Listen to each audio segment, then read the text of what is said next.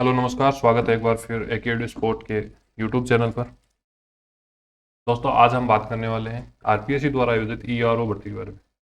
इस सेशन में हम बात करेंगे कि ईओआरओ की भर्ती के अंदर जो दो पद निकले हैं, ईओ और आरओ, उनमें तनख्वाह क्या रहने वाली है, जॉब प्रोफाइल क्या रहने वाली है, प्रमोशन क्या रहने वाला है, इसके साथ साथ में क्या आपको घर पे आसपास में पोस्टिंग मिलने की संभावना है, होम डिस्ट्रिक्ट या होम ब्लॉक में आपको मिलने की संभावना है, इसके बारे में हम बात करेंगे। साथियों, तनख्वाह और इस टॉपिक के बारे में काफ़ी वीडियो आपको यूट्यूब पे मिल जाएंगे, परंतु जो अपडेट लेटेस्ट हुई है उसके अकॉर्डिंग हम बात करेंगे। इस वीडियो का मकसद ये है कि जब भी आपको लिथार्जिक महसूस हो, जब भी आप आलस से भर जाएं या फिर आपको थकान महसूस हो, उस समय ये वीडियो आपके लिए मोटिवेशन का काम करेगा निश्चित रूप से, चाहे वो आर्थिक रूप से हो, सामाजिक रूप से हो। तो ये सब चीज़ें हम डिस्कस यहाँ पे करने वाले हैं। तो स्टार्ट करते हैं आज का सेशन। जैसा कि आप सभी को पता है और अभी मैंने जस्ट बताया था आपको कि इस भर्ती के अंदर दो पोस्ट पर एग्जाम की कंडक्ट करवाई जा रही है, जिसमें पहली भर्ती है ईओ की, एग्जीक्यूटिव ऑफिसर, और दूसरी है रेवेन्यू ऑफिसर की। जिसमें से अगर हम बात करें ईओ के बारे में, तो ईओ जो है वो L11 मतलब ग्रेड पे 4200 पे ये एग्जाम जो है वो कंडक्ट करवाई जाने वाली। और जैसा आप सभी को पता है, राजस्थान के अंदर प्रोबेशन पीरियड के अंदर एक फिक्स पे मिलता है, जिस पर कोई भी भत्ता जो है वो लागू नहीं होता। और वो जो फिक्स पे है L11 के लिए, वो है 26,500 रुपये।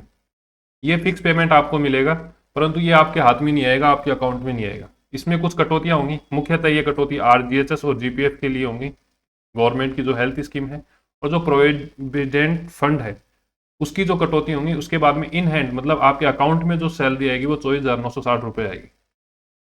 ये 2 साल तक है। वही इसी के समानांतर हम बात करें रेवेन्यू ऑफिसर की, तो जो रेवेन्यू ऑफिसर है उसका पे ग्रेड 4800 है, और जो पे बैंड होता है उस पे L12 पे आरओ जो है वो सर्वाइव करती है। इसके अंदर जो फिक्स पे मैंने आपको बताया था वो है 31,100 रुपये।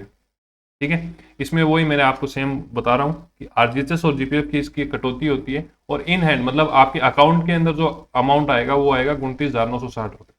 अब ये जो हमने डाटा अभी तक पढ़ा है ये है प्रोबेशन पीरियड का, मतलब अभी हाल फिलहाल 2 साल का प्रोबेशन पीरियड है राजस्थान के अंदर।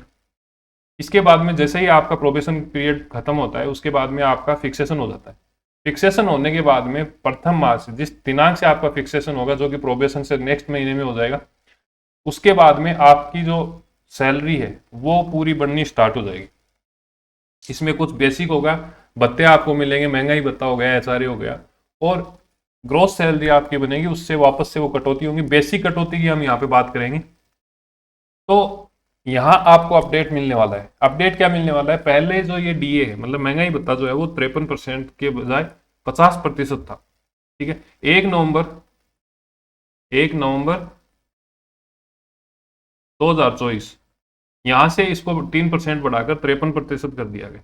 और अभी 2024 चल रहा है, 25 में आपकी एग्जाम है, और अगर सब कुछ सही रहा और पूरा प्रोसेस जो है वो विद इन टाइम रहा, तो आप ये मान के चलिए लगभग 1 से 1.25 साल आपकी भर्ती की ज्वाइनिंग में लग जाएगी। डॉक्यूमेंट वेरिफिकेशन होगा और उस सब पूरा प्रोसेस में लगभग 1 से 1.25 साल लग जाएगी, और तब तक ये डीए जो है वो और बढ़ जाएगा। तो ये अमाउंट और भी आगे जो है वो बढ़ने की चांसेस पूरे पूरे हैं, क्योंकि हर साल जो राज्य सरकार है, केंद्र सरकार है, वो 5 से लेकर 3%, 3 से लेकर 5% तक इसका इंक्रीमेंट देखने को मिलता है हमें।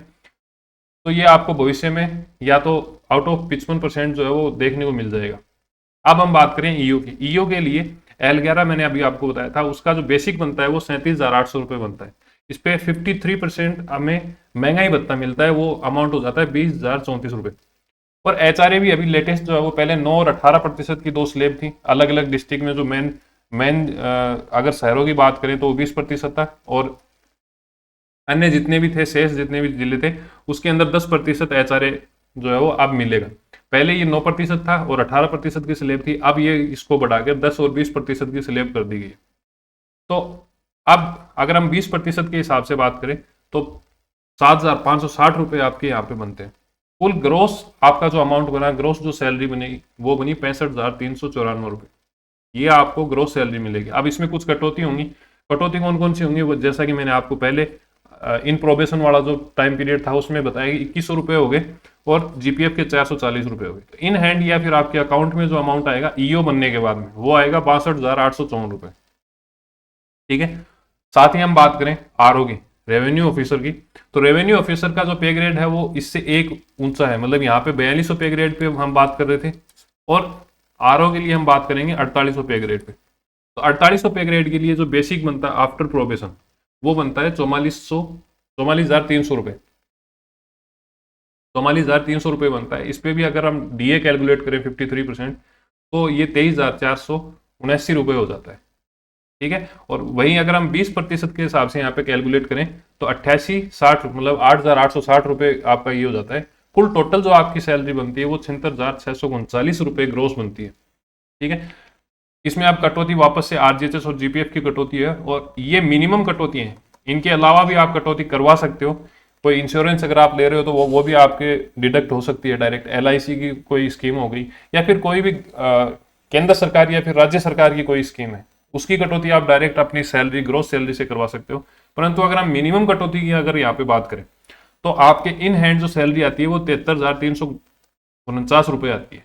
मोटा मोटी अगर हम बात करें तो 73,000 रुपये आपके पास में अकाउंट में आ जाएंगे अगर आप ए ग्रेड सिटी में हो, मतलब कि जो जयपुर जोधपुर अजमेर इस प्रकार की अगर सिटी में हो तो आपको 73,000 रुपये आपके पूरे अकाउंट में आ जाएगा।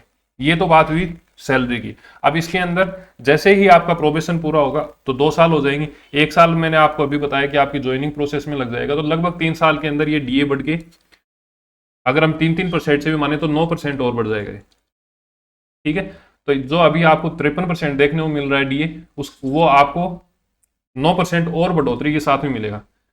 ठीक है, और 2028 में अभी चर्चा चल रही है कि 2028 के अंदर नेक्स्ट पे जो वेतन आयोग है वो लगने वाला है, पे कमीशन जो है वो लगने वाला है। तो अगर ये पे कमीशन लग जाता है तो आप ये मान के चलिए कि लगभग आपकी सैलरी जो है वो लगभग डबल हो जाएगी।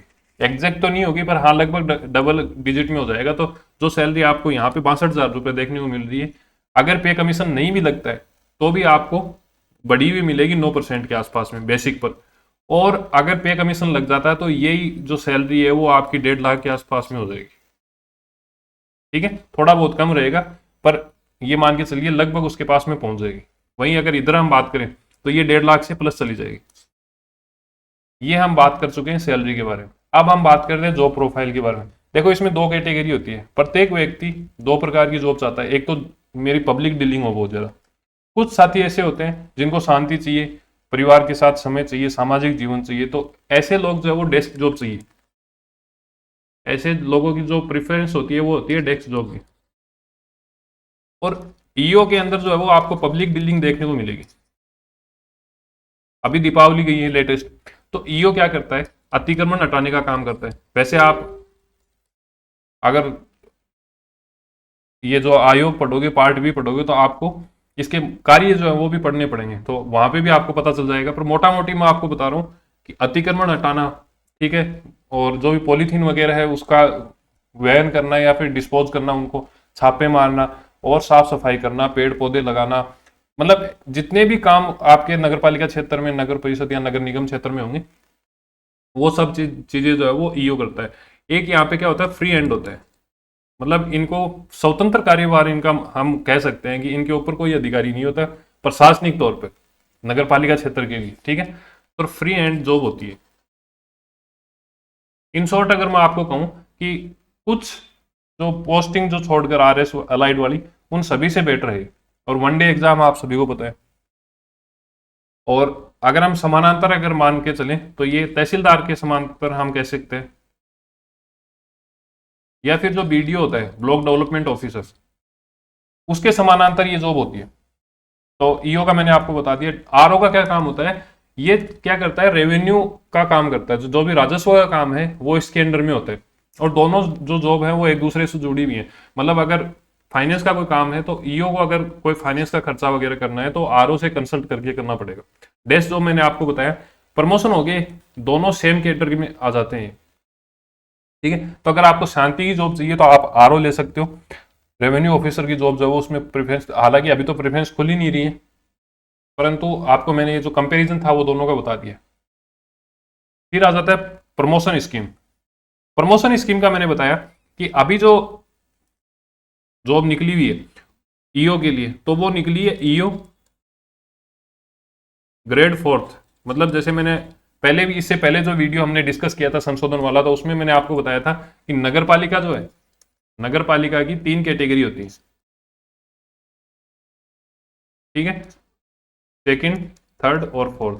फिर जैसे अगर फर्स्ट कैटेगरी में आ जाते तो वो नगर परिषद बन जाती है। तो नगर पालिका का क्या है, 3 कैटेगरी है, तो 3 में फोर्थ कैटेगरी का अभी जो है वो वैकेंसी निकली है। मतलब अगर आप अब ज्वाइन करते हो तो आप डायरेक्ट जो है वो फोर्थ ग्रेड की जितनी भी नगर पालिकाएं हैं जो नई बनी है और जो पुरानी है उनमें आपकी पोस्टिंग होगी। इसके बाद में आपका प्रमोशन होता है ईओ का ग्रेड 3rd के अंदर। ईओ ग्रेड 3rd नाम वही रहेगा, अधिशासी अधिकारी, परंतु ग्रेड 3rd में आ जाओगे तो इंक्रीमेंट लग जाएगा, आपके प्रमोशन होते रहेंगे। तो यहाँ जब हम एंट्री लेंगे तो आपका जो पे ग्रेड होगा वो 4200 पे ग्रेड होगा। वहीं अगर आपका जो प्रमोशन होगा, नेक्स्ट प्रमोशन 4800 के बजाय 4800 वाला प्रमोशन आपका नहीं होगा, यहाँ पे आपका डायरेक्ट जो प्रमोशन होगा वो 5400 पे ग्रेड पे होगा। तो 4200 से आप 5400 पे ग्रेड पे चले जाओगे। और इसके बाद में ईओ सेकंड जो है वो आ जाता है 6000 पे ग्रेड पे। और लास्ट में आप जो है वो कमिश्नर बन जाते हो, आयुक्त बन जाते हो। आयुक्त की जो पोस्टिंग है वो नगर परिषद में हो जाती है, ठीक है। इसका जो पे ग्रेड होगा वो पे ग्रेड हो जाएगा 6600। तो इस प्रकार से ईओ का जो प्रमोशन चैनल स्कीम है वो हो जाती है। वहीं अगर हम बात करें आरओ की, तो आरओ का जो प्रमोशन है वो रेवेन्यू इंस्पेक्टर के रूप में या फिर ईओ 3rd के रूप में, दोनों में से किसी में भी हो सकता है। 5400 पे ग्रेड पे इनका प्रमोशन होगा और इसके बाद में डायरेक्ट जो है इनका लास्ट में आते आते कमिश्नर में इनका पोस्टिंग हो जाती है, प्रमोशन हो जाता है। तो इस प्रकार से इनका प्रमोशन का जो चैनल है वो रहने वाला है। तो अभी तक हमने बात कर ली सैलरी की, जॉब प्रोफाइल की और प्रमोशन की। लास्ट में आपके कुछ कॉमन डाउट है कि सर क्या घर के पास में पोस्टिंग मिल सकती है, सबसे मेन जो डाउट रहता है यही रहता है। तो मेरे हिसाब से जब आप प्रशासन में आ रहे हो, स्पेशली अगर गवर्नमेंट जॉब में आ रहे हो, तो आपको घर के पास और दूर होने से ज़्यादा फर्क नहीं पड़ना चाहिए। फिर भी कई लोगों की प्रेफरेंस होती है कि मेरे को घर के आस पास ही पोस्टिंग चाहिए। तो आपको मैं बताऊं, आपको घर के पास में पोस्टिंग मिल सकती है। एक बार हो सकता है आपको घर से बाहर भी भेज दें, ठीक है, आपके घर से आउट ऑफ आपके टाउन से भी बाहर पोस्टिंग मिल सकती है। परंतु अगर आपकी राजनीतिक अप्रोच रहती है तो आपको वापस से लाया जा सकता है। और सामान्य तौर पे भी जो है वो घर के आसपास पोस्टिंग मिलने की संभावनाएं बनी रहती हैं, आ सकते हो आप। अब राजनीतिक की हम बात कर रहे हैं तो निश्चित रूप से आपको ईओ और आरओ दोनों ही ऐसी जॉब है जिसमें आप लगातार राजनीतिक लोगों के संपर्क में रहोगे। प्रशासन तो खैर आप प्रशासन में खुद ही काम करोगे, तो प्रशासनिक अप्रोच भी आपकी बढ़ेगी, राजनीतिक अप्रोच भी बढ़ेगी और आपके जो घर वाले हैं उनका मान सम्मान भी बढ़ेगा। साथ ही साथ आपको जितनी भी गवर्नमेंट के सुविधाएं मिलती हैं, चाहे हम बात करें गाड़ी की, ठीक है, चाहे हम बात करें घर की, तो कई कई जो नगर परिषद और नगर पालिकाएं हैं उनमें रहने का बहुत अच्छा अरेंजमेंट है। स्पेशली जो नई नई इस्टेब्लिशमेंट हुई है, जिनका नया डेवलपमेंट हुआ है, उनके अंदर अभी लेटेस्ट नए मकान बन रहे हैं रहने के लिए। तो गाड़ी आपको मिलेगी, घर मिलेगा, प्रशासन मिलेगा, पूरा आपका जो है वो नीचे लगभग 50, 60, 100, 70 का स्टाफ रहेगा पूरा आपके अंडर में। तो वो सब चीजें जो आप एक साधारण आदमी अगर गवर्नमेंट जॉब की तैयारी करना स्टार्ट करता है तो उसकी जितनी भी जो सोच होती है वो सब के सब खाना पूर्ति आपकी यहाँ पे होने वाली है। निश्चित रूप से बहुत अच्छी जॉब है, बहुत संतुष्टिपूर्वक जॉब है, परंतु इस जॉब में तैयारी करने का उतना ही रिस्क है क्योंकि सीटों की संख्या जो है, सीटों की संख्या कम है। तो आपको ये ध्यान रखना है कि एक साथ आपको 2 तैयारियां नहीं करनी है। 2 टारगेट लेके अगर आप चलते हो, चाहे वो आरएस को समानांतर लेके चलते हो, चाहे कोई भी ग्रेड है, ग्रेड की कोई शिक्षक भर्ती है उसको लेकर चलते हो, या फिर आपका कोई भी अन्य टारगेट है, उस टारगेट के साथ में इसकी तैयारी करना बहुत ही रेयर ही कंडीशन में आपको ऐसे लोग मिलेंगे जो दोनों तैयारी करेंगे और दोनों में सफल हो जाएंगे। तो आपको एक टारगेट लेके चलना है।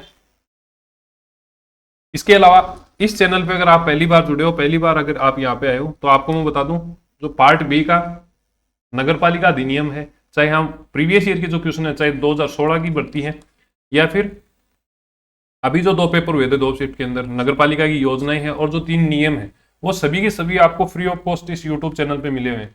इनकी जो भी पीडीएफ है वो अभी मैंने लेटेस्ट टेलीग्राम चैनल पे डाल दी है। टेलीग्राम चैनल का आपको लिंक मिल जाएगा, डिस्क्रिप्शन में मिल जाएगा। इसके साथ साथ में आपको कमेंट बॉक्स में भी लिंक जो है वो देखने को मिलेगा। आप लिंक से भी एक्सेस कर पाओगे और यहाँ पे क्यूआर कोड से भी आप स्क्रीनशॉट ले लो, क्यूआर कोड से भी आप डायरेक्ट सर्च कर सकते हो, या फिर टेलीग्राम में जाके आप डायरेक्ट सर्च करना है AK EDU स्पोर्ट।